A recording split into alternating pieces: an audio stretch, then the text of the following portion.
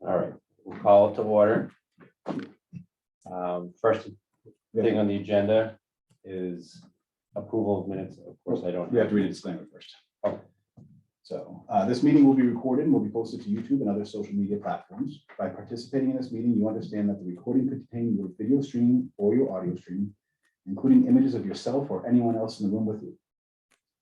If you choose to enable your video or audio device during the meeting, as well as anything or anyone else that may be in the background, could be recorded. The recording could include any opinions you contribute and anything you say about yourself. On occasion, chat within the meeting could also be captured in the meeting recording.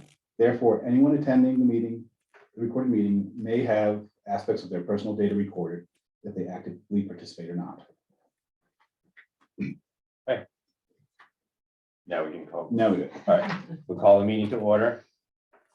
And approval of minutes. I don't have minutes from last time, so I'll be more diligent about Okay. this time. So we will go to the first item is discussing the security camera system and where we stand in that process. I'm going to turn it over to Andrew. Okay, so the overall project is about 65% complete. All the wiring has been done, terminated and tested. They have installed the majority of the cameras in the interior of the middle high school building. And they've started installing the exterior cameras and the intercom systems. The server that runs the software and holds all the recordings is active and it's actively recording. We have temporary access to it, but no ability to make any changes yet until there's a form of training on it, which will happen after the project is complete. They are short-staffed for the first 2 days of next week due to illness. So they think they will finish the week of Thanksgiving, and then we'll schedule the training for after that. The technology department and facilities will work together after that training to rename all the cameras and then adjust all the viewing angles to make sure that it covers all the corners that we need. So I would say that we should be fully up on the new system and off of the old system the first week of December at the latest, unless something else happens. But the stuff that we have tested with it is very cool. The license plate reader is working properly, so every car that comes in and out, it actually captures the license plate and displays it in a text form. Yeah. As the cars drive by, so you can see who comes in at night. So for instance, if I have a child and she wants something at school and I drive in to the parking lot. If you drive, so the license plate readers, there's one at the major entrances. So there's one at the camera up top here, Mhm. and there'll be one at the major entrance to the high school. So as you're driving up and you get to that crest, Yeah. it will actually pick your license plate up and it just records the number. It doesn't record the vehicle or anything like that. It just pops the number on the screen. So if you ever have to search for a stolen car or something that happened, you can type in the license plate number. It will actually track it in the video. Very good. And I have a question about so you're replacing the old security system. Yep. And now with the camera, did you just replace what's already there, or did you find new locations that may have been blind spots to put the cameras? Both. Okay, So all yeah, right. we replaced the existing spots and Yeah. then they did a scout of the, Okay, we went through with the building administration, we Yeah. went through with the camera people. Okay. Like so certain stairwells yes. that were Mhm. not covered properly. Mhm. Those are all covered now. Okay, There were areas where the biggest problem that we had was on the old cameras, they were motion detection to save space. So if it didn't see motion, it wasn't recording. And then if it Yeah. did, it would actively record up to 3 seconds before. Mhm. But there were spaces where the cameras didn't have enough resolution, so you would walk past the Yeah. section. And because you didn't get caught in that field of vision, Yeah. nothing happened. There was no recording started. Mhm. So Mhm. all that's taken care Okay. of now. So All there's right. no blind- there should be no blind spots. Awesome. And then the new software in the camera system, on the old one, you'd have to know where the instance happened or who was involved in when. Yeah, With the new one, you could actually say, look for someone with a white shirt and a blue tie, and the system will follow that person around the building, oh, wow. and then it'll actually stitch a video together of the activity. Wow. That's really It cool. was really cool technology. It's neat. I mean, Yeah. the camera system there, I think is probably over 20 years old. It was here before I got here. Yeah, yeah. Which is why we had to pull all the old cable Mhm. and run new cable. for Yeah, everything. because that's 20 years, that's ancient. Yeah. You know, in tech terms, so. Yeah, it was actually running on old coax cable, like you use for television, rather Oh, than X. Ethernet. Now everything's powered by over our network. all right, and then the next thing is software management of grades 3 through 12. Yep, okay, so we both have some Chromebooks in front of you, if you want to grab those. These are set up as student devices. And then I'm going to show you on my end what the teacher device does. Oh, this is Go Guardian. It is. I use this. Okay, Yeah. so this should all be familiar to you. Yes, very familiar. I love it. So just to start off, we've always had filtering on site at the schools, Mhm. even before prior to Go Guardian. When we went one-to-one, we also had offsite filtering enabled. Mhm. And all that did was that block pornography, violence, things Yeah. that made us comply with SIPA. Mhm. But the big complaint when we came back to full in-person teaching was if a teacher's teaching in the front of the room, if the kids are all doing on their devices, supposedly working, they can't see what the kids are doing. So there's a lack of classroom management. Mhm. So we went out searching for some products, and this was the one that came. We tested a bunch of them. This is the one that really fit everything we wanted.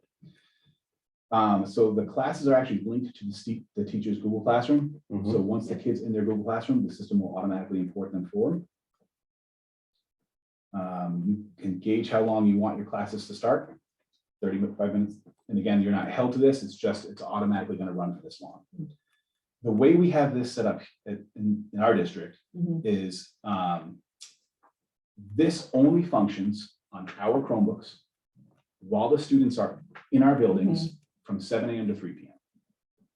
Otherwise, it doesn't work. So there's no way for anybody to interact in the home. There's no way for anybody to interact after school or before school. If the kid is sick and the teacher's teaching a class and they're in that class and they start it, it's not going to pick up anything that happens at home. So it's only for inside our And building. there's absolutely no way that can be out. I would have to, the only person in the district who could alter it would be me, and there's not a log for it. Okay. So there's no teachers that can audit, no administrators that can audit it. The only person that can audit is the super admin for Mhm. Go Guardian. So, for instance, a child is unable to come to school for an extended period of time. You could alter it so that they could have access to the classroom Yes, from home From if need be. if needed, yeah, and it would, Catastrophically. and we can make it so it's specific to that home as well, because we can get what's called the home's public IP address, which is off of their modem. Every modem has a unique ID. Mhm. I would just put that in our whitelist, and that would allow that home to run. Okay. So none of the other students would get impacted. by So it. it's not that it can't. it's No, that we haven't said that it's- we won't, correct, it's only for teaching at school. There are some districts that if they're doing distance learning, or they have that hybrid model or something like that, they will enable it for home. Mhm. We want it here. Okay. And that's just a security thing. Yeah. You know, some parents wouldn't want that ability to have them at home, Yeah. so. So I'm gonna go ahead and start a class.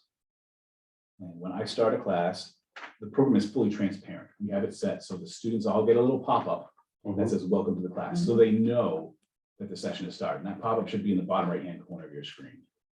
Should say something like the class has started, once it's connected. So, waiting, I've got one laptop connected right now. Why not? Yeah. Which, Refresh. Oh, somebody popped up a chat. That was me. Okay, there you are. So you're both up now. Yeah. So in the bottom right-hand corner, there should have been a little pop-up at one point that said, welcome to class. Yeah. So as you can see, is mine up? As you can see on my end, I get thumbnails of what the students are doing. I can click on any student and it automatically brings up the screen and it shows me what tabs they have open. And you can close tabs if I you can- don't want them to Right, have but I don't want them to be there. I You can chat with them. I love it. If the student's off task, I Yeah. just hit chat and I can send you are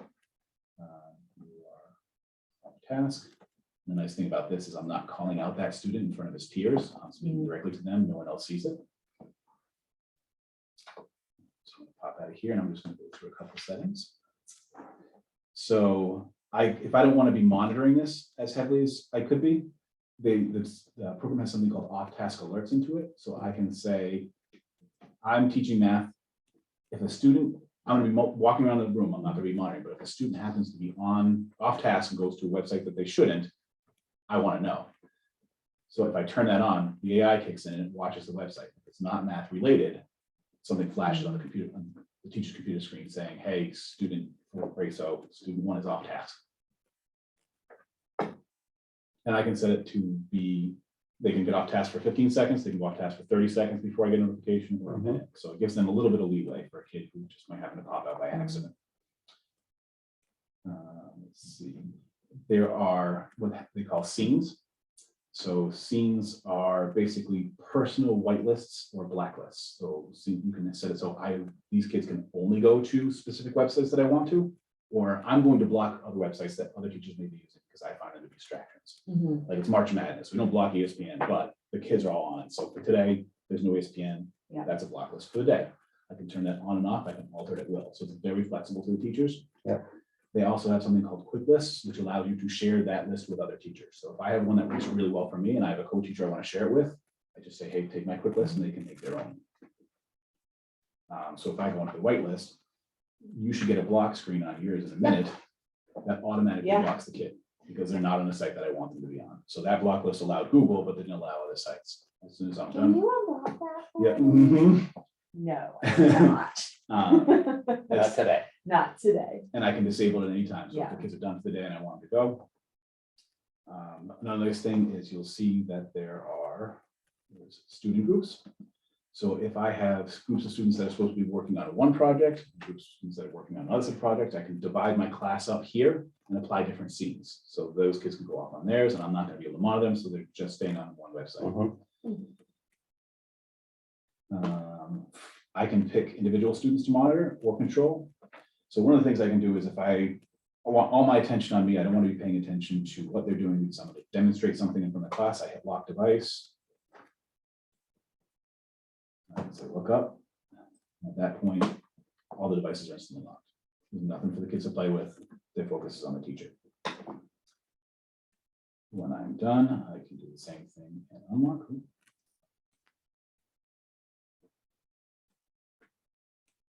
All the devices should now. And then when they're ready to go again, I unlock it and off they go. I can open up a specific website that I want everybody in the classroom to go to. I want everybody to go to ESPN.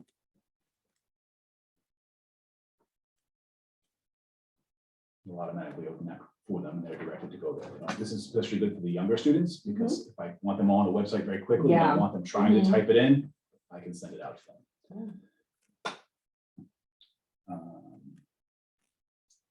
And then I'll go to call students later.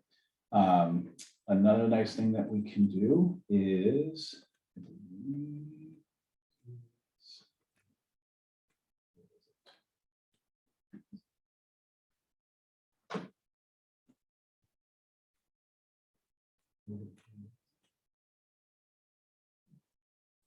resources.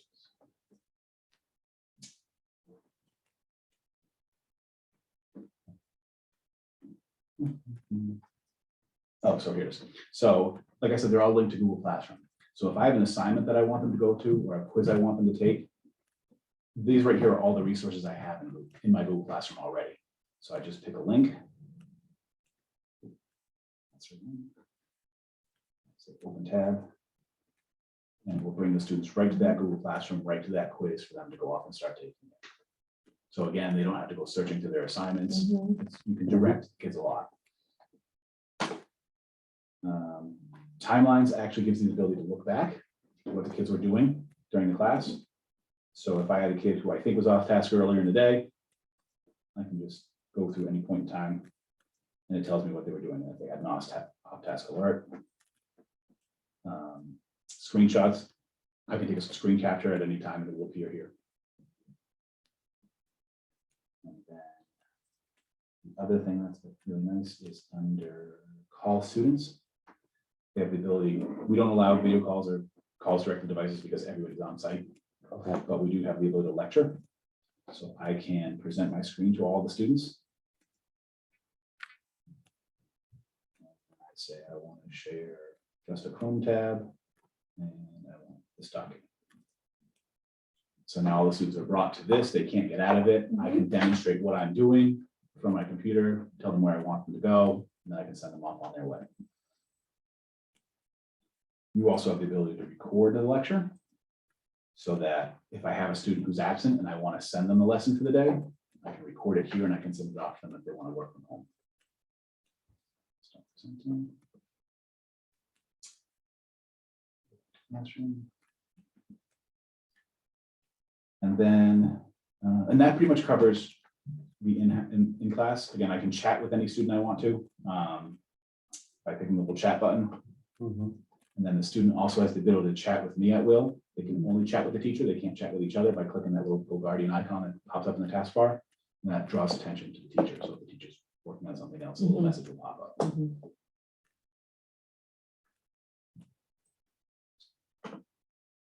So when I'm done for the class, I just hit end session. The student Chromebooks are free and they're back to do what they want to. If I go back to my classes, I can look at the different days that I had classes, and it will give me the time. It'll have to pull up the timelines and any chatting that was done. So this didn't actually have anything going on. So just